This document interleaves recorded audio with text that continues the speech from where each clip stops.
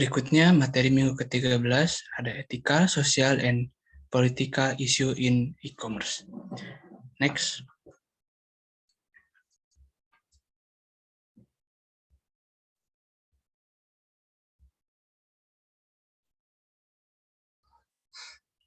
Pengertian isu di e-commerce. Kehadiran e-commerce disambut hangat oleh masyarakat karena membantu penjualan tanpa harus datang ke tempat. Namun, dikaitkan dengan hak cipta, merek dagang, dan paten yang disebut sebagai kekayaan intelektual, merupakan hal penting pada dunia e-commerce yang dilindungi oleh badan hukum, karena hak intelektual merupakan aset berharga. Nah, etika sosial dan isu politik adalah penjelasan tentang hak-hak mengekspresikan ide dan hak milik dari penciptanya. Konsep dasar etika, tanggung jawab, akuntabilitas, dan kewajiban. Nah, di sini ada dilema etika. Ada sebuah situasi terhadap dua pilihan yang masing-masing mendukung keuntungan dan menunjukkan kontroversi antara sosial dan politik terhadap hubungan antara etika, sosial, politik pada e-commerce. Dengan semakin majunya jaring sosial, maka pemilik platform tersebut sering meningkatkan kualitas privasinya. Nah, berikut ini ada konsep-konsepnya. Yang pertama, etika. Bagian inti dari sosial dan politik dalam menjalankan bisnis melalui internet. Berikutnya ada tanggung jawab, yaitu memegang tugas kewajiban dalam membuat keputusan yang potensial terhadap keputusan yang diambil. Berikutnya ada akuntabilitas, yaitu menentukan apa yang harus diperhitungkan mengenai konsekuensi terhadap tindakan individu atau organisasi. Berikutnya kewajiban yaitu proses hukum diketahui dan dipahami yang memiliki wewenang dalam memastikan bahwa hukum ditegakkan. Next. Nah, berikut ini adalah proses menganalisis dilema etika. Yang pertama, mengidentifikasi fakta, yaitu menentukan secara rinci mengenai siapa, di mana, kapan, kepada siapa, dan bagaimana terhadap fakta atau informasi yang sesuai, akurat yang diberikan. Berikutnya, mempertimbangkan nilai. Nilai dapat berupa keuntungan, kebebasan, privasi, dan keamanan terhadap perlindungan properti. Terhadap keamanan hakinya tersebut bagaimana. Yang berikutnya, mempertimbangkan pemangku kepentingan, yaitu mencari informasi mengenai apa saja yang dibutuhkan oleh pemangku kepentingan. Berikutnya, mengidentifikasi pilihan, yaitu setiap pilihan tidak selalu memenuhi kriteria manfaat untuk mengambil keputusan bersama. Yang terakhir, mengidentifikasi konsekuensi potensial, yaitu perlu melihat sudut pandang yang berbeda. Apakah solusi yang dipilih dapat membawa kerugian atau tidak terhadap bisnis. Next.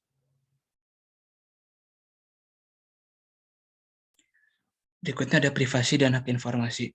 Privasi yaitu cara seseorang ataupun kelompok dalam mempertahankan sebuah kegiatan dan informasi tanpa adanya kendali. Jadi privasi ini tidak bisa diganggu-gugat tergantung dengan sikap individu ataupun kelompoknya, dan juga tidak bisa kita paksa. Yang berikutnya ada hak informasi. Hak informasi adalah hak seseorang dalam memperoleh dan mengendalikan informasi pribadi yang dimilikinya. Hal ini harus dijaga rapat-rapat agar tidak terjadi pencurian. Berikut ini ada informasi yang dikumpulkan di situs e-commerce, yaitu ada nama, alamat email, alamat pengiriman, dan metode pembayaran. Hal ini dibutuhkan karena untuk mengantarkan barang atau produk yang sudah dipesannya. Hal ini harus dijaga serapat mungkin agar tidak terjadi kebocoran. Pengguna situs e-commerce diwajibkan untuk lebih berhati-hati dalam memberikan informasi mengenai data yang dimintanya oleh situs e-commerce. Next. Berikut ini ada pembuatan profil dan penargetan perilaku.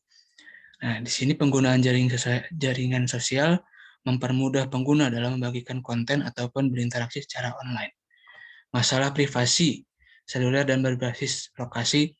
Seluler yang dimiliki oleh kebanyakan masyarakat sudah ada kaitannya dengan lokasi yang dipengaruhi oleh biasanya SIM kartu, karena hal itu wajar ketika lokasi didapatkan untuk mudah dilacak. Hal ini juga membuat privasi pengguna merasa terganggu, tetapi memiliki sisi positifnya, yaitu jika terjadi hal yang tidak diinginkan, dapat dengan mudah dilakukan pelacakan. Nah, yang terakhir ada pembuatan profil dan penargetan perilaku. Profil ini adalah penargetan perilaku sebuah atau cara untuk memilih tayangan apa yang sebaiknya diterima oleh konsumen.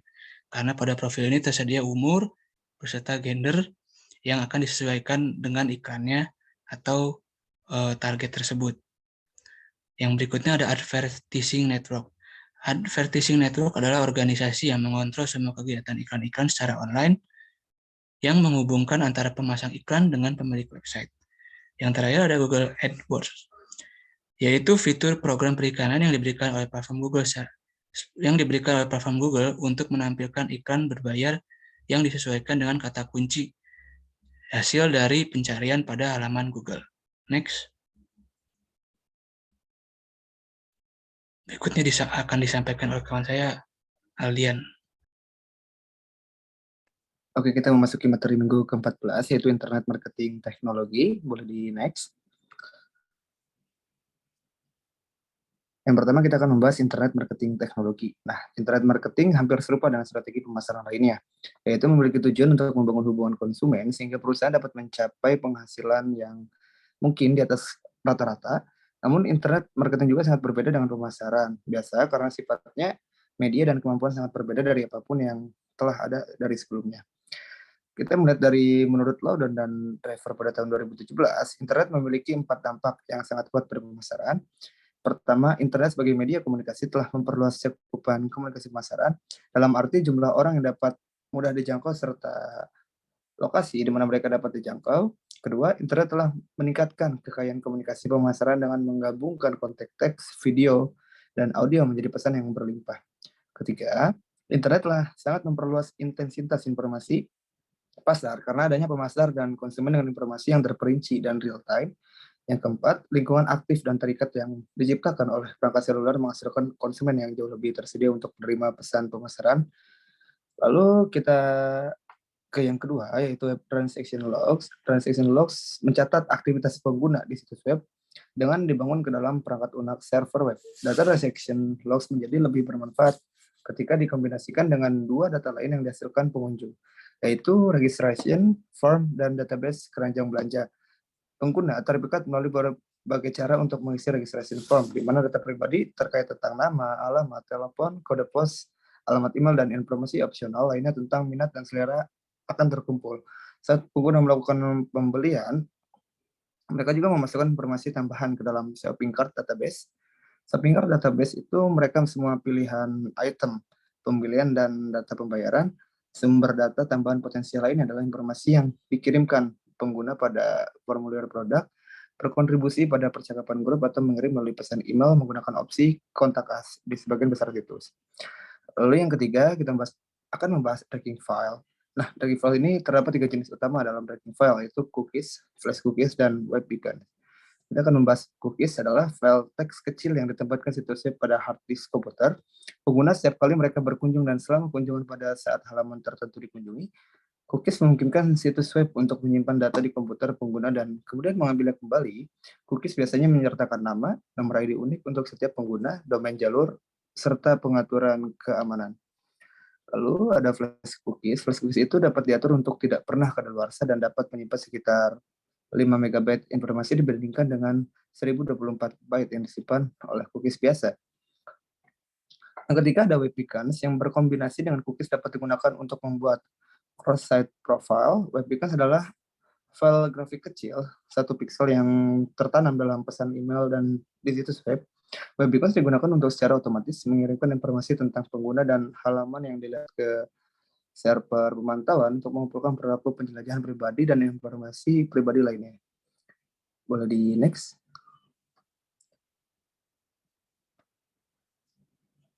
Oke, di sini ada tracking file. Tracking file ini terbagi menjadi 4 bagian ya. Yang pertama ada database. Database itu sebuah aplikasi perangkat lunak yang menyimpan catatan atribut. Database Management System atau yang biasa disingkat dengan DBMS adalah aplikasi perangkat lunak yang digunakan oleh organisasi untuk membuat, memelihara, dan mengakses basis data. Yang kedua ada data warehouse. Data warehouse ini sebuah database yang mengumpulkan data transaksional dan konsumen perusahaan di satu lokasi untuk kemudian dianalisis oleh pemasar dan manajer situs. Yang ketiga ada data mining. Data mining itu adalah seperangkat teknik analitis yang mencari pola dalam database atau data warehouse atau berusaha membuat model dari perilaku konsumen.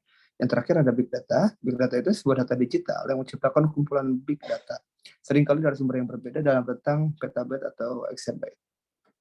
Nah, yang terakhir ada CRM system. CRM itu Customer Relationship Management System, termasuk ke dalam salah satu internet marketing teknologi yang penting. CRM ini adalah repository informasi pelanggan yang mencatat semua kontak yang dimiliki pelanggan dengan perusahaan termasuk situs web dan menghasilkan profil pelanggan yang tersedia untuk semua orang di perusahaan dengan kebutuhan untuk mengenal pelanggan. Sistem CRM ini menyediakan perangkat lunak analitis yang diperlukan untuk menganalisis dan menggunakan informasi pelanggan. Informasi pelanggan dapat memuat beberapa hal seperti peta hubungan pelanggan dengan institusi, data ringkasan produk dan penggunaan, data demografis dan psikografis, langkah-langkah profitabilitas, riwayat kontak, informasi pemasaran penjualan, tanggapan kampanye email, kunjungan situs web, serta unduhan aplikasi seluler. Boleh di next. Nah, lalu kita akan membahas praktek penerapan tools CEO, Google Search Console, pada website Our Limit Coffee. Boleh di next. Nah, sini bagaimana sih cara menghubungkan website ke dalam Google Search Console? Tentunya kita mengunjungi website https://google.com yang ada pada gambar pertama ini. Setelah berhasil masuk, selanjutnya akan diminta untuk memasukkan URL website yang akan dihubungkan dengan konsol search yang ada di gambar kedua. Nah, lalu terdapat nih dua pilihan untuk verifikasi situs. Selanjutnya memilih metode kanan yaitu URL prefix karena lebih mudah memverifikasi domain Mas. Lalu masukkan alamat domain pada kotak dialog dan klik continue. Boleh di next. Nah, pada gambar ketiga nih terdapat pop-up yang akan ditampilkan setelah di next itu pada gambar ketiga. Lalu setelah itu cari kotak dialog berjudul HTML pada bagian bawah tulisan Other Verification Methods yang ada pada gambar keempat. Boleh di next. Oke, kita klik tombol panah mengarah ke bawah pada bagian kanan, kemudian akan tampak langkah verifikasi seperti pada gambar kelima. Setelah itu, buka situs web yang akan dibuka dengan Google Search Console, kemudian carilah bagian theme pada sisi kiri situs. Oke, boleh di next. Nah, di sini kita klik tanda panah berwarna orange yang terletak di sebelah tulisan Customize. Setelah itu, kita klik Edit HTML yang terlihat pada gambar ke-8. Bisa di next. Oke, selanjutnya akan muncul nih script HTML seperti pada gambar 9 di atas ini. Nah, sesuai dengan arahan yang ada pada langkah kelima, tempelkan tautan yang telah disalin pada langkah kelima di bagian bawah tulisan head. Pada gambar 9 diketahui bahwa tulisan head berada pada garis keempat. Selanjutnya, tambahkan satu garis dengan cara klik tombol enter pada keyboard. Setelah itu, tempel script HTML nih yang telah disalin pada langkah kelima pada bar kosong seperti yang terlihat pada gambar 10 di bawah. Lalu setelah itu, klik icon save pada bagian atas kanan, boleh di next. Nah, langkah ke-11, kita buka kembali Google Search Console-nya. Lalu kita klik tombol verify. Lalu, langkah ke-12, jika muncul pop-up bertulisan ownership verified, artinya situs web sudah terhubung dengan Google Search Console. Nah, selanjutnya kita tinggal klik tombol go to property aja nih. Boleh di next. Oke, ini langkah terakhir. Tampak ini muncul nih tampilan untuk analisis dengan tools yang ada pada Google Search Console. Biasanya hasil analisis tidak langsung muncul sesaat setelah terhubung, namun harus menunggu sekitar minimal 1x24 jam agar Google Search Console dapat bekerja.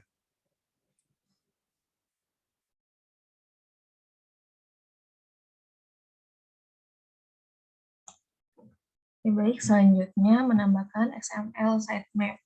Nah, menambahkan XML sitemap ini bertujuan agar artikel terindeks oleh Google atau penelusuran Google.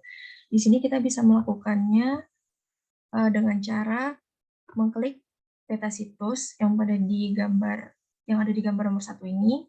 Nanti setelah itu akan keluar tampilan seperti gambar yang ada di sebelah kanan ini. Nah, pada kolom tambahkan peta situs baru ini, kita memasukkan URL yang dimana ada 4 URL yang harus dimasukkan. URL-nya Ini contohnya salah satunya itu ada sitemap.xml. Nah, setelah kita mengklik kirim, nanti akan keluar hasil seperti yang ada di nomor 3 ini, di kolom peta situs yang dikirimkan.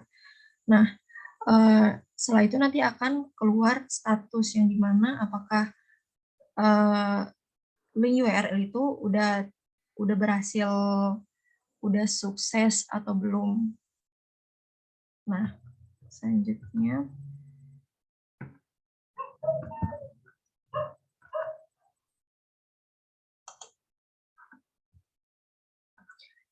mengecek postingan di website yang telah terindeks.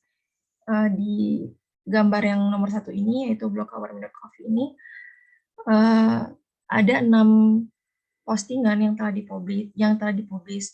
Untuk mengecek apakah postingan itu udah terindeks atau belum, kita bisa membuktikannya di Google Search Console ini, di menu peta situs dan klik sitemap.xml. Nah, di sini tuh terbukti bahwa ada 6 URL yang ditemukan. Jadi ada 6 website yang telah dipublish.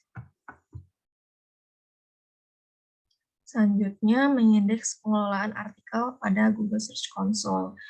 Di sini kita bisa melakukan dengan memasukkan link artikel ke menu search pada dashboard. Nah, link ini tuh link artikel pertama. Kita ngambil contoh link artikel pertama pada website our.coffee. Kemudian setelah itu kita klik enter, nanti akan muncul dashboard seperti gambar yang nomor 2 ini di inspeksi URL. Nah, setelah itu klik minta pengindeksan, nanti akan keluar tampilan yang nomor 3 ini. Nah, di sini udah berhasil bahwa artikel itu sudah berhasil terindeks atau belum. Kemudian menentukan negara target, pengguna dapat menargetkan negara yang dipilih di Google Search Console, tujuannya untuk menetapkan satu negara target. Ini membantu Google untuk memahami target pengunjung utama di website. Dengan demikian, Google akan memprioritaskan pengunjung website lebih banyak di negara target yang dipilih. Nah, kita bisa melakukannya dengan memilih penargetan internasional.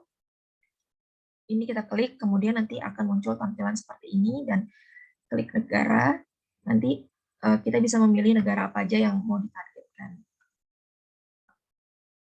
Nah, berikut ini adalah penilaian kelompok.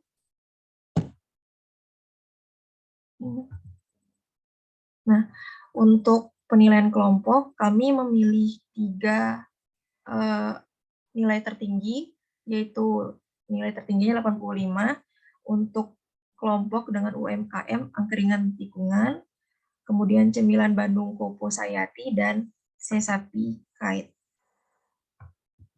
Mungkin sekian presentasi dari kami, kurang lebihnya mohon maaf. Wassalamualaikum warahmatullahi wabarakatuh.